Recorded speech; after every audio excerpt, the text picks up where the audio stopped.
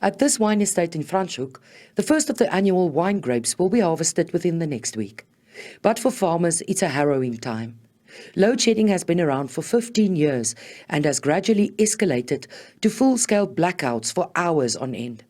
In agriculture, electricity is needed for the pumping of water, irrigation, cooling pack houses, and much more. It cannot function without a stable power supply. As farmers, as long as you can plan and you can budget and you know and you can forecast and you can make a new plan, then it's easy. But the uncertainty, that's the one that's really getting to us. If we know it's a load shedding level 4, we can sort of plan for that. At level 6, we cannot plan. It's impossible for us. Agri Western Cape did a cost estimation on 30 pack houses and 60 farm units.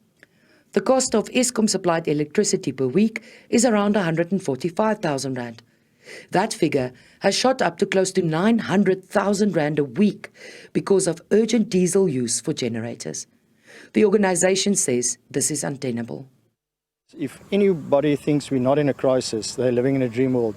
We're in the midst of a crisis, and it's going to impact the financial sustainability of producers, and then also food price inflation. The consumer is going to pay more for food at this stage. So it's a real concern.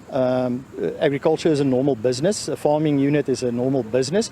And if there's no room to accommodate these additional costs, because we've seen fertilizer increase, fuel increase, minimum wage, possible substantial increase in the minimum wage, and now NERSA on Friday or Thursday announced the 18.65 increase in Eskom tariffs.